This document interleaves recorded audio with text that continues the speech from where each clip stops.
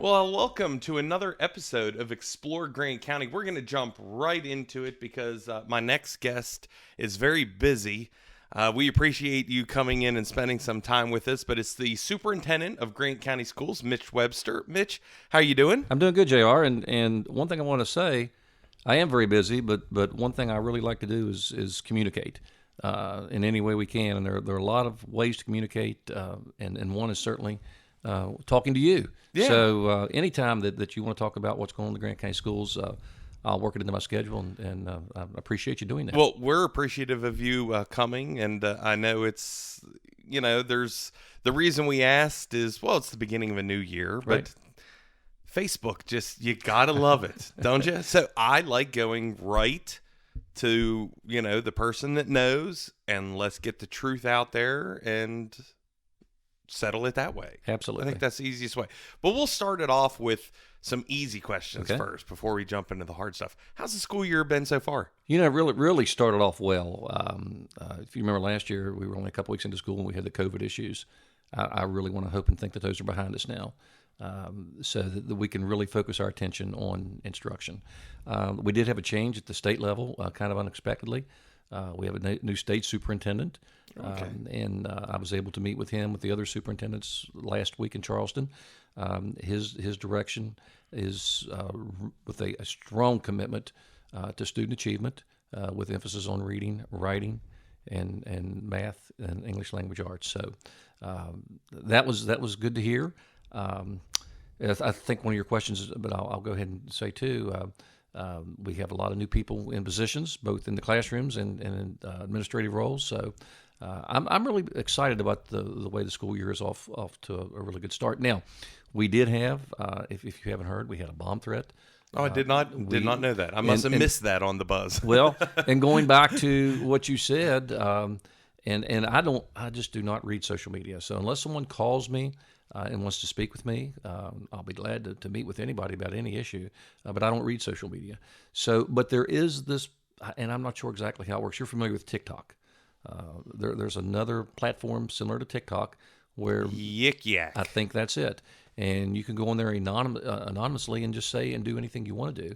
And someone posted a bomb threat that was supposedly going to take place at PHS Friday afternoon. Let me say this. I was in Charleston, but Brent Nelson, along with our administrators in the building and along with law enforcement and Homeland Security, were on top of it right away, and determined very quickly that the school day could continue as it was scheduled, and there was no threat. But other than that, we're off to a really good start. So there was a lot in that opening statement. So let's unpack a little. Okay, go ahead. We'll go with the last thing that we were talking about, the bomb threat. Mm-hmm. When something like that happens, how is it handled internally? I know you mentioned some names, but I mean, I'm sure there's a procedure or something that they have to follow to make sure it's legitimate. Are the kids safe? Do we have to evacuate? All of that. Right. And again, Brent Nelson, who works in our central office and wears many hats, maintenance and does some things with transportation also. But he's also in charge of safe schools. He's my first contact. Or the principals would if they call me. Like I said, I'm in Charleston, but I call Brent. Brent immediately gets in charge and hold of law enforcement and Homeland Security, our pro officer, and they then determine, is it a legitimate threat based on the information they have. If need be, they do whatever is necessary in the building to determine the possibility that a bomb has been planted. Remember now, we have video surveillance throughout the building everywhere, so we can go back very quickly and check to see if there has been an intrusion that could have taken place. Students are scanned, not every student, but students are scanned randomly when they come into the building. So we have a pretty good grip on that also as to what they could probably be bringing in. And it was determined, I think, relatively quickly that this was not a threat after they did a search and so forth. And what Homeland Security has told us in our trainings and law enforcement is most of these folks who do these types of things, their goal is to disrupt your day. Yeah. They want to cause havoc and have you evacuate to the football field and have you close school and cancel football for that evening and so forth.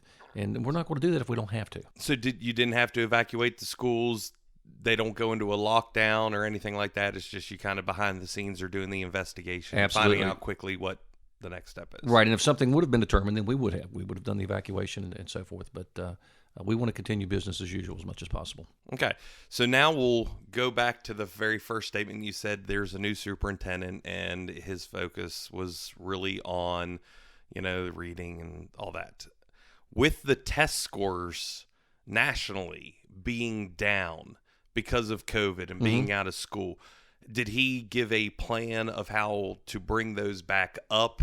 I mean, I know we're just in West Virginia, but it's nationally that they're all down. Did he? There is a national trend. You are correct, and I will say this. I want to get this in there. Out of the 55 counties, when you look strictly at the reading and math scores, in reading, let's say math, I believe we were 13th out of 55 in Grant County, and in math we were 14th. So relatively speaking, we are ahead of the pack. However, it's still not where we want to be, and he is correct. And nationally, it's the same thing. The thing that he talked about the most was trying to take the things off the teachers' plates that bog them down, that restrict them from teaching as much as they need to. So many mandates that either come federally or at the state level that cause them not to be able to spend or focus as much time as they would like to on instruction. So that's what he primarily talked about. And then just holding folks accountable and offering assistance to schools that don't have the scores that they need. State assistance, as a matter of fact, we have one school, and it'll be public knowledge, Union Educational Complex. Because of their scores, they're going to need some state assistance. And I'll be setting up a meeting this week with some folks from the state and folks in my central office to see what direction we go with the assistance they're going to provide, try to move that school in the right direction. And we have some really good changes at Union too, so I think that's going to happen. Which brings us into our next question. What are some of the changes in the county that you've had this year? It could be personnel or rules or things like that. Right. The biggest obstacle I faced last year as school ended is we lost a principal at Petersburg High School, we lost a principal at Union, and we lost an assistant at Petersburg High School. And principals aren't out there; they're hard to find. It's a grueling job, first of all, particularly at the high school level. And we were very, very fortunate that Lori Nesselrode, who had contemplated retiring, was principal at East Hardy and really putting in her for retirement papers. I explained to her we had a situation where we needed a principal at Union, and if she'd be willing to step back in. And she's a Grant County native, and she agreed to it. She is doing a remarkable job at Union so far. Petersburg High School, we were able to bring Amanda Campbell back. She originally left and went to Hardy County as an assistant, and then when our principal's position came open, we talked to Amanda, and she had some concerns that if we were able to address, she was willing to give it a try, and she has stepped in. And Amanda was our assistant principal. She was our assistant and took the assistant's job at East Hardy High School. And then before she finalized the contract there, and Derek Parks also left, who was our principal. We talked to Amanda, and she came back and took on the principal role. And then actually my son, John Webster, filled in the assistant's job. He's and still teaching some math classes. He's teaching our upper level calculus classes. He was able to work that into a schedule because we can't find that either. Finding a math teacher to teach those college prep calculus classes and AP courses. So he's worked that into a schedule where he does 2 of those classes a day, and he's also the assistant. So some changes, all changes for the good. And we've kept our administrative staff intact at Union, who's Megan D. Biandetto, and at PES, Dwayne Hedrick is the principal, and Teddy Ketterman still there as the assistant. So I'm very, very pleased and proud of the direction our leadership team's taken us. Well, good. Now, when you pull your son into the office, how loud do you yell at him? That's a very good point, and I really was not in favor of him at this point. Well, I shouldn't say I wasn't in favor, but I didn't move into administration that early in my career, and I think there's just you go through your teaching and your coaching and maybe some leadership roles, and I didn't know if that's what he wanted yet, but that's not my call. That's his call. And it's hard to separate that dad. It is boss. It is. Well, in actuality, Avery Anderson is our secondary ed director, so he answers to Avery. Oh, okay. Well, first of all, he answers to Amanda. Yes, she's the assistant. And then ultimately, Avery meets with that leadership team every Monday. As a matter of fact, they're probably meeting right now. They meet there with our consultant, Bill Ferguson, and set the stage for the week as to what's going to take place at Petersburg High School. So he doesn't answer to me directly, and I'll keep it that way. One of the big, since we were talking about national trends, there's a huge national trend of school, not attendance, the word just slipped my mind, enrollment declining. Did we see a decline this year in school enrollment or an increase? Or actually, if our numbers are correct, and the reason I say that, if our numbers are correct, is we've had an issue with WEVUS. WEVUS is the electronic system that tracks. We do everything with WEVUS: enrollment, discipline, everything. And the state rolled over this summer WEVUS 2.0, which completely changed everything. And gotta love updates. All counties are experiencing issues, but the best we can tell, we are about 12 students up from last year, which is great. If we can maintain or increase, that's fantastic. Do we still offer the remote learning, or is that done now with COVID? It's offered virtual.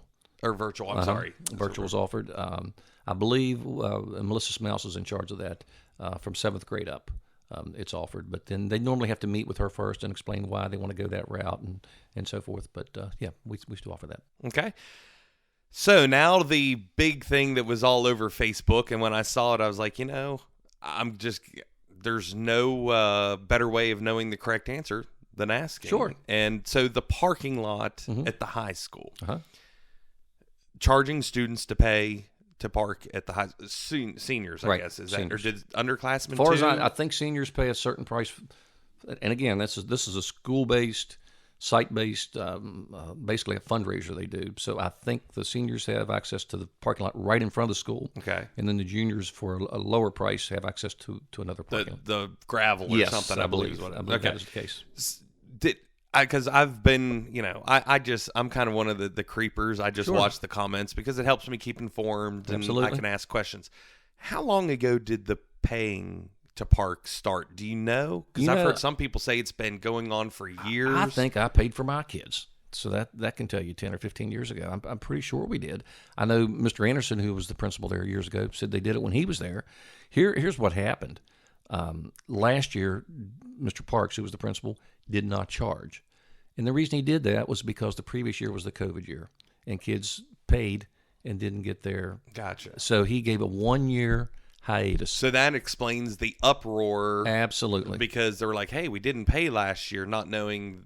Right. And I think there was, that's exactly right. I think there was some confusion that and it is in our levy to pave that parking lot. And I think there was some confusion as to, well, it's in the levy to pave the parking lot. Are they using this parking lot money from our kids to pave? Well, so you're bringing that up. I re-looked at the levy, and unless I misread it, I thought that the levy money was only to pave Union and Maysville. And I think if you read it, it says Union, Maysville, and anything else we can afford. Something like, again, I'm not saying verbatim, but I think it's in there. We will go as far as the money will take us. Okay. We think, and here's the issues you run into. We think we have enough money to pave all of Petersburg High School and even down at the football field and PES. Oh, wow. But here's the thing with the levy. It doesn't come in all at one time. Yeah. It comes in 5-year increments. Number one. Number two, the thing that really stung us, and we did the sidewalk abatement at PHS this year and had planned to come right in behind and have the paving done too. Problem was, when we priced it, gas was $5 a gallon. Well, the price of asphalt is determined by oil. Yes. So we rolled the dice, and we're just keeping our fingers crossed that maybe waiting a year we'll have more revenue that has come in, number one, and number two, that the price is going down. So we fully intend to have all that paved next year. And none of the parking pass money is used for that. So that brings us to, what is it used for? You said a fundraiser. It's just like a fundraiser. They put it into their school account. It doesn't come into the county office whatsoever. They have a school account, and then they can use it for whatever they determine necessary. Now, can I ask a question? Sure. Who's they? The principals? Yes. Okay. The principal. And a lot of times, I know when I was principal of Petersburg Elementary School, we had a finance committee, and people on staff would bring ideas to the finance committee. We need toner, for example. We need toner. The toner's about shot on the copy or whatever. Or we need to find a way to pay for student letters or for student trophy, whatever. But it will stay specifically to Petersburg High School and benefit the kids of PHS. Okay. So that was the big question. Right. there's always an answer, and it's great to hear what the answer is. Yeah, and let me say this too. If there is a student who would want a parking pass, who just for whatever reason cannot afford it, our Communities and Schools program would pay for that for them. That just, I know that maybe a kid might not want to come forward, but I want to tell you what, it's not an embarrassment whatsoever. It's hard out there. If you've got kids and you're paying for Little League and other programs they're in, I totally understand. And if anybody would contact the school and say, listen, my child would really like one of those parking passes, we're strapped. We'll find a way to take care of it for them through our Communities and Schools program. Okay. That's all the tough questions. Is there anything that you want to add, something that I might not know about that you're like, I'd really like to talk about this or push this? JR, and again, I will for just a second, because before the voters in November, there's going to be an amendment, a constitutional amendment, to do away with personal and property taxes and real estate taxes. Property taxes, personal and property taxes. And I think all of us like our taxes lower. I don't know if anybody likes to pay more taxes, but the tax structure right now in the state of West Virginia, the property taxes go to fund our schools. And if this passes, if it passes, it gives the legislature the opportunity. It doesn't say they will, but gives them the opportunity to do away with it. So what we are hearing, and this was a big question, the reason I bring this up, this was a big question for the state superintendent the other day by several superintendents. If this passes, what will we do? And he said that his understanding was the legislature has a plan to backfill in some other way. So which brings me into, because I don't want to rain on my future podcast. Mm-hmm. We are doing an interview where we will have two people that are proponents of it and two people that are against it. We're going to go over it all. What is Amendment 2? What is Amendment 4? There's two amendments up that are going to be. So that's a tease. We'll keep it right there as a tease. We'll keep it right there. Because we want an open panel. It's going to be one of our biggest panels that we've ever had. I'm anxious to see that. And discuss, both sides. Well, no, this is what's going to be. Well, what about this? Okay, well, I have an answer. Well, and really discuss it out. So I want to leave that there because I won't touch it. But that was enough to whet everyone's appetite. Well, it's just a big issue throughout the state. And yes, but you can look it up, Amendment 2 and Amendment 4. Absolutely. So that they can kind of do their homework. Right, Amendment 4, and I won't spoil any of your future, but Amendment 4 basically, once the state board develops a policy, it now has to go before the legislature before it can become policy, if it passes. Yes. Right now, it's separate.